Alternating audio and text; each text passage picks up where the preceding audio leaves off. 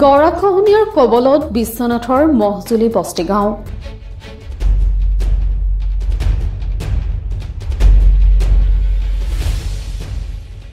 বিশ্বনাথৰ চেলাইখাটি পঞ্চায়তৰ অন্তৰ্গত মহজুলি বস্তি গাঁও এতিয়া গৰাখহনীয়াৰ কবলত।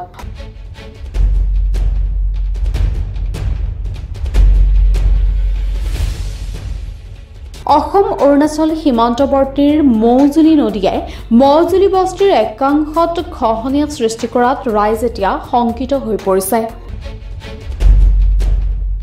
উল্লেখ্য যে বাৰিষাৰ বানত মৌজুলি নদীৰ খৰস্ৰোতা সোঁতত মহজুলি বস্তিৰ বিস্তীৰ্ণ অঞ্চল সম্পূৰ্ণৰূপে যা গৈছে খহনীয়াত। প্ৰায় 200ৰো অধিক লোকৰ ঘৰবাৰী খহনীয়াৰ ফলত ক্ষতিগ্ৰস্ত হোৱাত এইসকল লোক এতিয়া কিংকৰ্তব্য বিমূঢ় হৈ পৰিছে।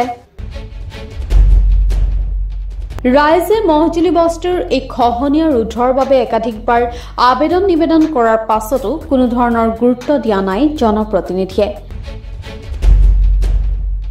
এই ক্ষেত্ৰত কাণ সাৰ নাই চৰকাৰী বিভাগৰো। এনে পৰিস্থিতিত গৰাখহনীয়াৰ ৰাইজে এই সংহাৰী খহনীয়া ৰোধৰ বাবে খৰালি কালতেই তৎকালীন ব্যৱস্থা গ্ৰহণৰ দাবীও জনাইছে। আমি এই সন্দৰ্ভত ক'ব লাগিব যে ইয়াত তোমাৰ বিভিন্ন জাতি জনগোষ্ঠীয়ে বসবাস কৰি আছে আৰু বিভিন্ন ধৰণৰ চৰকাৰী আঁচনি হওক বা নিজে ব্যক্তিগত ফালৰ পৰাই হওক খুব সুন্দৰ সুন্দৰ ঘৰ আৰু ৰাস্তা বনাইছে আৰু অসম চৰকাৰে যি ৰাস্তাও বনাইছে সেই ৰাস্তাও এতিয়া মানে খহি যাব যোৱাৰ অৱস্থা হৈছেহি।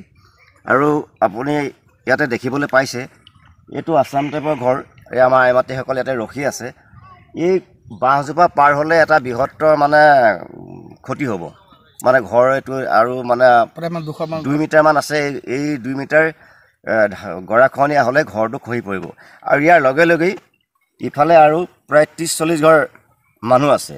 এইখন ঘৰৰ খহি যোৱাৰ লগে লগে সিফালে 30-40 ঘৰ মানুহ খহি যাব। ইয়াৰ পৰা মোৰ ঘৰলৈ প্ৰায় 1 কিলোমিটাৰ।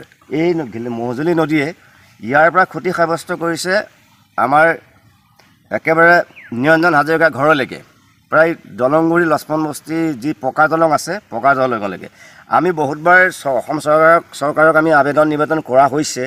পঞ্চায়তৰ আমি বিষয়ববীয়াসকলকো কোৱা হৈছে আৰু আজি পৰ্যন্ত তেনেকুৱা ধৰণৰ খুব এটা মানে ভাল মানে ব্যৱস্থা লোৱা নাইকিয়া। আমি আপোনালোকৰ এই সংবাদ মাধ্যমৰ থ্ৰুৱেদি এটা বিশেষভাৱে জনাব বিচাৰিছোঁ যে এতিয়া খৰালি দিন, এই খৰালি দিনতে যদি নদী বান্ধখিনি সুন্দৰভাৱে যদি ইয়াৰ নিৰাপত্তা নকৰে, বাৰিষা ইয়াত আপুনি মানে হাতীয়ে যেনেকৈ গৰ্জে তেনেকৈ গৰ্জি যায়। ইয়াত মোটামুটি বাৰিষা নদী তোমাৰ মানে ফেনে ফটকাই উঠি আহে আৰু ইয়াত একো ধৰণৰ মানে ৰাখিব নোৱাৰে। আমি মানে তেনেকুৱা আবেদন কৰিছিলোঁ, কিন্তু আমাৰ এইটোৱে মানে আৰু যে আমাৰ CM ছাৰক অসমৰ মুখ্যমন্ত্ৰী হিমন্ত বিশ্ব শৰ্মা ছাৰে যদি অকণমান চকু মেলি চাই দুখীয়া ৰাইজৰ কিবা এটা সহায় হ'ব। আমি মানে বহুত মানে ইয়াত ভুগি আছোঁ আগৰ পৰাই। ব্যুৰ' ৰিপৰ্ট, দৈনিক অগ্ৰদূত ডিজিটেল।